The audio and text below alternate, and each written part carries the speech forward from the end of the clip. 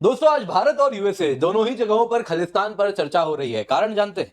कारण है पहला, जो भारत से न्यूज आ रहा है वो ये है कि पाकिस्तान बेस्ड खालिस्तान जिंदाबाद फोर्स, उन्होंने महाकुंभ में जो आगजनी हुई थी, जो आग लगा था, जो सिलेंडर ब्लास्ट हुआ था, उसकी जिम्मेदारी ली है।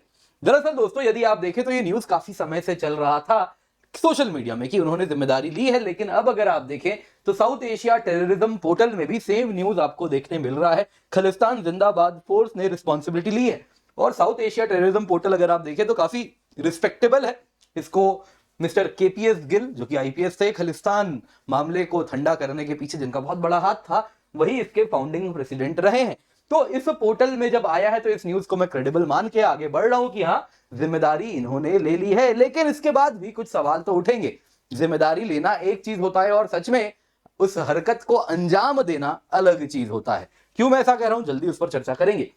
दूसरी तरफ यूएस से बड़ा ही इंटरेस्टिंग न्यूज है दोस्तों। ट्रंप ने अपने बॉर्डर पुलिस को अलाउ कर दिया है कि आप गुरुद्वारा में जाएं, रेड करें, बिना वारंट के घुस जाएं। यदि कोई इल्लीगल मिल रहा है तो उसको कैच करें। जी हाँ दोस्तों, यहां पे खालिस्तानियों के लिए पैर के नीचे से जमीन खिसकनी शुरू हो रही है। कारण है ट्रंप का ये ऑर्डर। दोस्तों अगर आप खालिस्तान इकोसिस्टम को देखें तो उसमें गुरुद्वारा का महत्व बहुत ज्यादा होता है। अब दोस्तों ये लोग लाइन बाय लाइन एक करके अलग अलग गुरुद्वारा को कैप्चर करते जा रहे हैं और उसके साथ वो गुरुद्वारा जो कभी भाईचारे का प्रतीक था, उसमें इस प्रकार से इंडिया के खिलाफ जहर उगला जाता है, सेपरेटिज्म होता है। तो वो मामला भी कहीं ना कहीं ट्रंप ठंडा करने जा रहे हैं। यहां पर दोस्तों देखने वाली बात यह है, भारत में यदि ऐसा कुछ हो जाता, पुलिस यदि गुरुद्वारा पे रेड करती, जो ऑलरेडी यूएस के 2 गुरुद्वारा पे हो चुका है, यदि भारत में ऐसा कुछ होता तो ये साहब अभी आके पन्नू न जाने क्या क्या नहीं बोल रहा होता। लेकिन फिलहाल इसको सांप सूंघ चुका है। ये भी आजकल यही कह रहा है, ट्रंप के कहर के आगे I am not illegal sir ji. तो क्या है ये मामला, इसको भी जरा डिटेल में देखेंगे। तो सबसे पहला न्यूज आज का है खालिस्तान जिंदाबाद फोर्स, जिसने महाकुंभ सिलेंडर एक्सप्लोजन की जिम्मेदारी ली है। दरअसल दोस्तों ये जो KZF है ये पाकिस्तान बेस्ड है। ये उत्तर प्रदेश में 19 जनवरी को, आपको याद होगा बहुत ज्यादा न्यूज में था, सिलेंडर ब्लास्ट हुआ था जिससे आग लगी थी और आग भी दोस्तों बड़ी भीषण थी। अखाड़ा पुलिस स्टेशन के इंचार्ज ने कहा था 2 LPG सिलेंडर हैं जो एक्सप्लोड कर गए और उसके बाद करीबन 10 टेंट गीता प्रेस के थे जिनमें एक एक करके आग लगी थी। अब दोस्तों गीता प्रेस अगर आप देखें तो अपने आप में बड़ा ही संवेदनशील है। तो क्या सच में टारगेट किया गया था? दोस्तों यहां पे अगर आप देखें तो करीबन 10 टेंट में इस प्रकार से आग लगी और अब KZF का भी कहना कि हमने ये आग लगाई, तो संदेह थोड़ा बढ़ रहा है। यहां पे दोस्तों बहुत जरूरी है KZF का क्या कहना है। उन्होंने कहा कि हमने इसलिए अटैक किया, महाकुंभ में टेंट में इस प्रकार से आग लगाया। उसका कहना है कि उन्होंने, कि देखिए कैसे यूपी में जो 3 KZF के आतंकवादी को मारा गया था उसके बदले में उन्होंने ऐसा किया है। जी हाँ दोस्तों, यहां पे आपको याद होगा कि इस प्रकार से 3 KZF, यहां पे डीजीपी पंजाब पुलिस ने बहुत कुछ बताया था कि पाकिस्तान स्पॉन्सर्ड खालिस्तान जिंदाबाद फोर्स है। यूपी पुलिस और पंजाब पुलिस ने मिलकर इनकाउंटर किया जिसमें इनके 3 गुर्गों को पकड़ के मारा गया है और इसके साथ इनकाउंटर में इनकी जान गई है और ये इनकी तस्वीरें भी यहां लगा दी गई थी। हालांकि दोस्तों ये कहीं ना कहीं अगर आप देखें तो केवल और केवल नीचे के लेवल के ग्राउंड लेवल ऑपरेटिव थे। इनके ऊपर यूके से काम किया जा रहा था। 10 लाख का इनाम वाला व्यक्ति था जो कि इन सब के ऊपर बैठा है, कुलबीर सिंह सिद्धू। तो दोस्तों यहाँ पे इंटरनेशनल तार जुड़े हैं। KZF पाकिस्तान से चलता है, यूके से इसके तार जुड़े हैं, वैसे यूएस कनाडा से भी इन सब के तार खालिस्तानियों के जुड़े रहे हैं। तो अब KZF का कहना है कि इसी के बदले में उन्होंने टेंट में आग लगाया और फिर कहा कि हमारा किसी को नुकसान पहुंचाने का मकसद नहीं था। अब दोस्तों इसमें कितना सच कितना झूठ, जल्दी उसको भी जानेंगे। पर उससे पहले आइए जरा जानते हैं ये KZF है कौन। खालिस्तान जिंदाबाद फोर्स जो आप यहां पे देख रही हैं, अनलॉफुल एक्टिविटीज प्रिवेंशन एक्ट 1967 के अंतर्गत ये एक अनलॉफुल ग्रुप है। दोस्तों इसको रंजीत सिंह नीता नाम से भी जाना जाता है। इसकी ये 2 तस्वीरें हैं जिस तस्वीरों से ये जाना जाता है। और अगर आप देखें तो ये जो खालिस्तान जिंदाबाद फोर्स है इसी ने बनाया है। खालिस्तान जिंदाबाद फोर्स में जम्मू बेस्ड सिख्स आपको देखने मिलते हैं और इसमें रंजीत सिंह नीता इसका संचालक है। यहां पे दोस्तों रंजीत सिंह नीता जिसको आप देख रहे हैं, ये जम्मू के सुंबल कैंप में रहता था, जो कि कहा जाता है कि कभी वहां रहता था, आजकल पाकिस्तान भाग गया है। Just like most of other Khalistanis, आप देखेंगे तो नीता भी अपना जो करियर है एक स्मॉल टाइम क्रिमिनल के तरीके से इसने स्टार्ट किया। धीरे धीरे स्मगलर्स के साथ लिंक बनाए और फिर जब स्मगलिंग की दुनिया में बड़ा होता गया तो पाकिस्तान से वो सारे इलीगल ड्रग्स से लेके आम से लेके सब कुछ स्मगल करना शुरू किया। और आप देखें तो सांबा एरिया में और इन सारे इलाकों में धीरे धीरे ये काफी मजबूत होता गया। फिर एक टाइम आया जब ये इतना बड़ा हो गया कि इसको पाकिस्तान से जाके ये अपना पूरा नेटवर्क चलाना शुरू कर दिया और आजकल ये पाकिस्तान में ही रहता है। KZF इंडिया और यूरोपियन यूनियन दोनों में ही बैंड है, ये कहने की बात नहीं है, पाकिस्तान ISI इसके पीछे खड़ी है। अब दोस्तों यहां पे देखना यह है कि KZF ने कहा है कि उन्होंने इसको करवाया। देखिए दोस्तों, पहली बात तो यह है क्या वो सच में ऐसा करवा सकते हैं? देखिए, अब तक पुलिस ने कुछ भी नहीं कहा है। पुलिस ने अभी भी यही कहा है कि देखिए इसकी जानकारी अभी कुछ पब्लिक से साझा नहीं किया है। उन्होंने कहा कि इन्वेस्टिगेशंस अभी चल रहे हैं, जब इन्वेस्टिगेशंस होंगे तब आपको बताएंगे। यहां पे दोस्तों देखना यह है कि KZF ये केवल और केवल अटेंशन के लिए भी ऐसा गिमिक कर सकता है।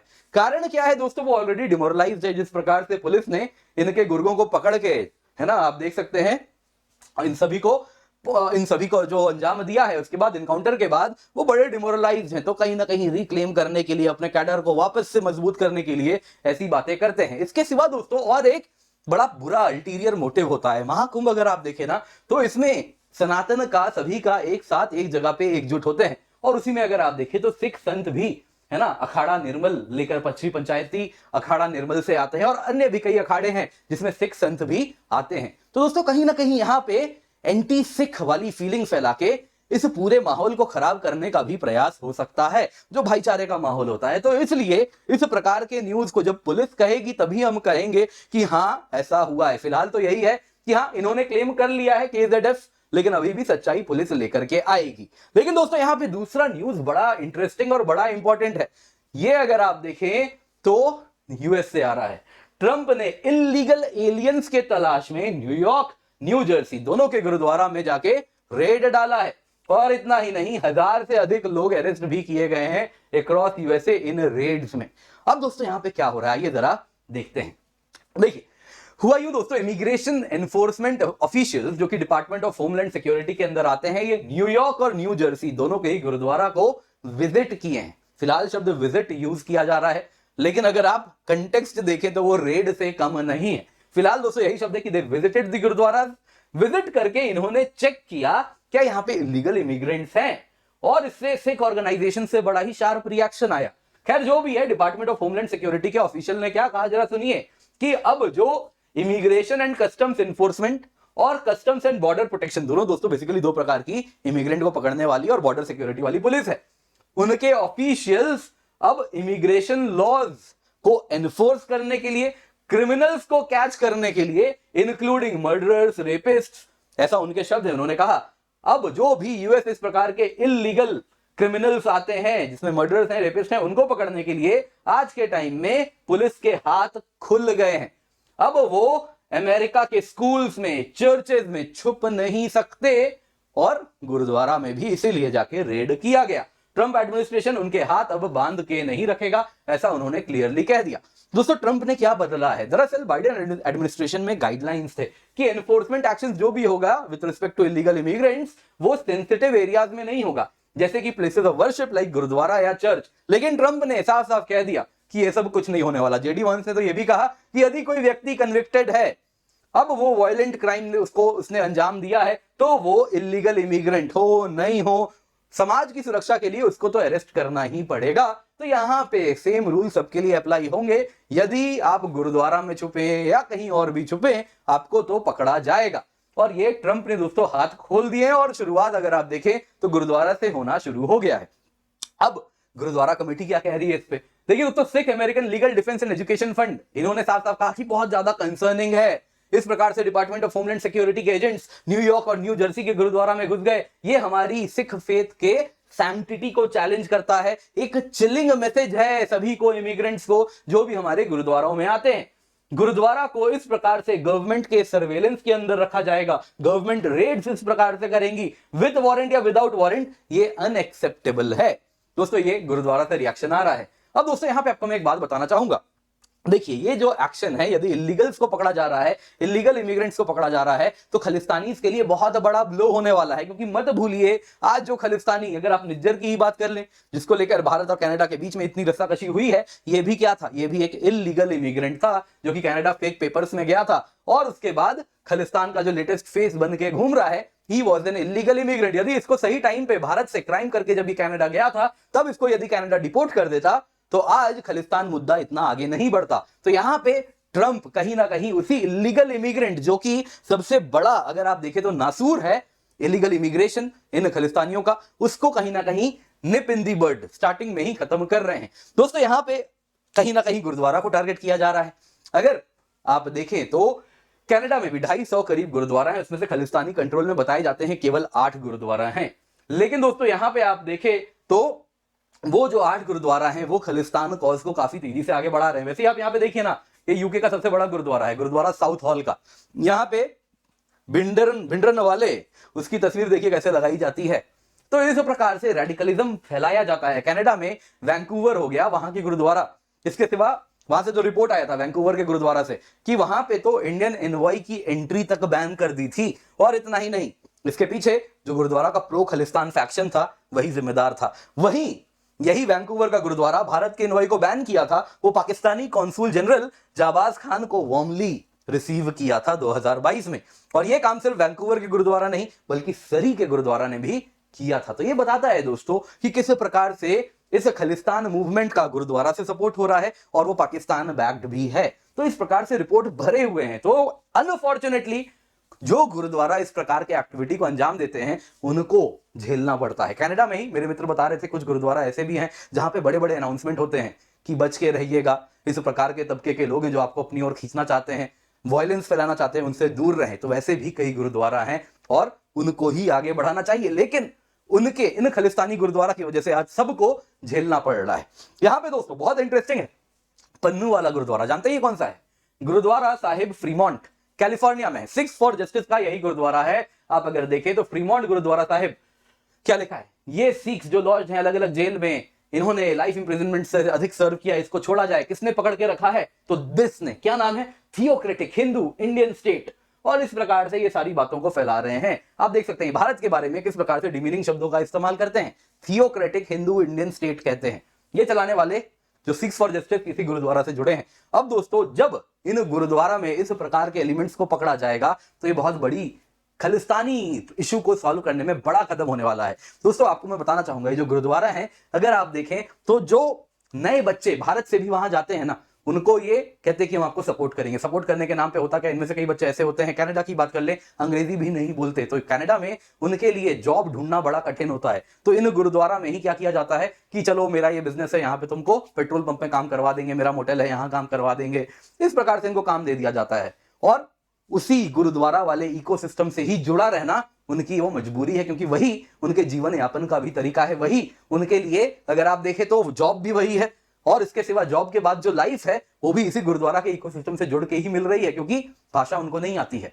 तो इस वजह से इसके सिवा क्या होता है, इलीगल, इनमें से इलीगल इमिग्रेंट भी होते हैं, जिस वजह से इनको डर भी रहता है बाहर जाएंगे तो पुलिस पकड़ लेगी, तो गुरुद्वारा में ही छुप के भी रहते हैं। तो इसलिए धीरे धीरे जब ये गुरुद्वारा यदि अच्छे लोगों के द्वारा चलाए जा रहे हैं तो सब कुछ बढ़िया है। लेकिन जैसा मैंने बताया जो खालिस्तानी गुरुद्वारा है वो इनको तभी सपोर्ट करते हैं जब इनको धीरे धीरे रेडिकलाइज किया जाता है और ये खालिस्तान इशू को बढ़ाया जाता है। तो इसलिए बहुत जरूरी है अगर गुरुद्वारा में इलीगल इमिग्रेंट्स को कर्टेल किया जाए तो आने वाले दिनों में खालिस्तान प्रॉब्लम को भी सॉल्व करने में एक बड़ा कदम होगा। खैर जो भी है दोस्तों, यहाँ पे अगर आप देखें तो इस वक्त पन्नू वाले गुरुद्वारा की अगर आप बात करें तो वहां पे तो सांप सूंघ चुका है।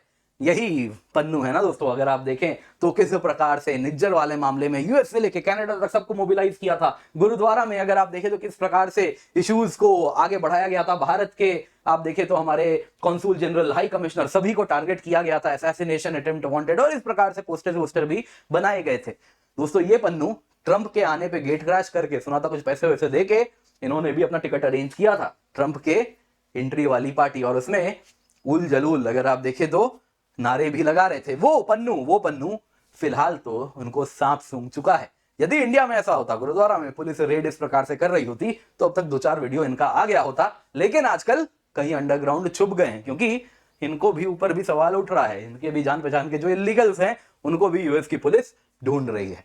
खैर दोस्तों, यहाँ पे आपको इससे पहले आगे बढ़े याद दिलाना चाहूंगा आपके लिए स्पेशल ऑफर है। प्रीलिम्स 2025 क्रैश कोर्स है हमारा, complete GS, complete CSAT, UPSC 2025 mains का क्रैश कोर्स आपको फ्री मिलेगा। अगर आप प्रीलिम्स क्लियर करते हैं तो निश्चिंत होकर आप जुड़ जाएं, क्योंकि इस कीमत पे कंप्लीट प्रीलिम्स आपकी तैयार होगी केवल 11,999। Use the code KC10, complete notes हैं, मॉक टेस्ट है, थ्योरी है, करंट अफेयर्स कोर्स है। इसके सिवा रिपब्लिक डे ऑफर है 29 जनवरी तक, फ्लैट 60% ऑफ है यूपीएससी CSE सब्सक्रिप्शन पे। आप देख सकते हैं दोस्तों KC10 कोड यूज करने पे बड़ा ही जबरदस्त ऑफर आपको मिल रहा है इस कीमत पे। Complete GS, complete CSAT, prelims test series, mains test series with evaluation आपको मिलता है। निश्चिंत होकर जुड़ जाएं दोस्तों। इस वक्त आपको एश्योर्ड सक्सेस की भी गारंटी मिल रही है, जिसके अंतर्गत आपको 1 साल का एक्सटेंशन मिलता है यदि आप सब्सक्रिप्शन लेते हैं। तो निश्चिंत होकर जुड़ें, यूज द कोड KC10। इसके सिवा आप देख सकते हैं नए बैचेस भी हैं हमारे, कुछ हिंदी में है, कुछ इंग्लिश में है, कुछ इंग्लिश में है। 2026 के लिए बैचेस हैं, इनको अपने हाथ से जाने ना दें, जल्दी से जाएं, जाके एनरोल करें। Use the code KC10।